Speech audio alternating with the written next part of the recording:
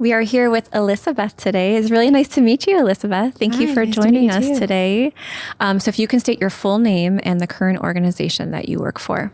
So my name is Elisabeth Rockamore, and I work for Carmela Rose Health Foundation. Wonderful. Well, thank you so much for being here today, and thank you for coming to CHW Day, and I hope you've been enjoying it so far. I have. Awesome.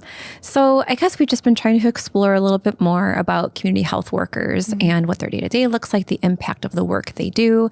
And so we have a couple questions we'd like to ask you. So can you give some examples of what barriers a community health worker might face day-to-day in the role?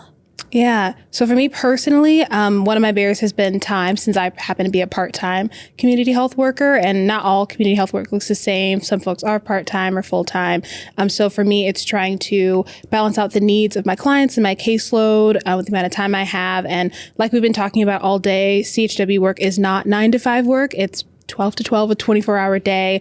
As somebody said, the community doesn't close at 6 p.m., 5 p.m. whenever we want to go home, the community health workers. So even if I was full-time, it would be kind of figuring out how to keep people stable and get them safe to a point where at the end of our appointment, they're good for the weekend, they're good for the next week until we can meet again. So it's kind of balancing out my schedule with theirs and balancing out their needs that don't stop when, I want my work-life balance and things like that.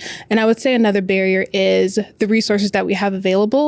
You probably heard throughout the day, people kind of changing their approach to getting people's needs met with federal benefits changes over the last 6 to 12 months in the current administration and things like that. So it's staying on top of that, having to continuously educate myself on what are the benefits, how are they changing, how do I work a little more creatively to get people's needs met when that has to happen, as well as keeping clients educated and kind of abreast of all the changes as well. Wow. And that just sounds like it really is so comprehensive, and having to be aware of all the different legislative changes and things like that to the things that are being offered to people. So that is a really powerful piece. I don't think that's been brought up today so far, at least in the podcast. So thank you for bringing that piece of it up. So given that, what kind of advice would you give to someone who is interested in becoming a community health worker themselves? Yeah, I would say do it completely out of passion and love for your community. I am a person who does think that we owe each other things, we owe each other something. There's a concept of what do we owe to each other? So I do think that we all should care about our neighbors, our community members. I'm a member of the community that I serve. I live close by to a lot of the people that I serve. So I would say do it out of service, out of love, out of knowing that you would want someone to be there for you as well, navigating these complex systems, knowing the way you feel when you get stuck in a phone tree. I think about phone trees a lot. And the yes, no, robot, AI thing that's going on. I think about literal phone trees a lot because it's just confusing. And we get to the point of frustration and wanting to quit and things like that. So I would say do it completely out of love and passion for your fellow person, for your fellow neighbor and community. And I would also say have a special interest. Whether that be a population, your job might select that for you.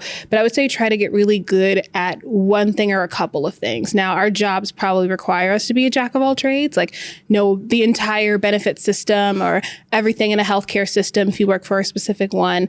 But I would say try to be really, really good at specific things. So whether that's everything about pregnancy resources, or everything about childhood nutrition or psychology or mental health, I would say try to get really good at one thing so that maybe especially if you're on a larger team of people that you can be a go-to person or something. I think that makes you not only invaluable to your team, but also to your clients to know that they can lean on you to be an expert in something.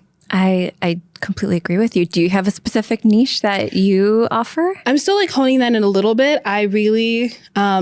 It's new to me, but I'm learning more about the needs of pregnant moms or just new moms and maternal health and things like that in general. So it's newer to me, but it's really becoming a special interest as I learn about not only while pregnant, the kind of perinatal journey that moms go through, but also what's referred to as the 4th trimester. So right after the first few months, especially after a woman gives birth, looking for things like mental health warning signs, the physical, of course, changes that can happen, what's going on in the home. There's a lot of new things as I'm starting to do even my first home visits that I'm learning that is just completely different. Whether it's their first, second, third, fourth baby, whichever one they've had, it's still a significant shift every time. So that's a new kind of special interest for me. That's wonderful. And it's such a high need too. Yes. Absolutely. And serving that community is wonderful and I'm sure so fulfilling.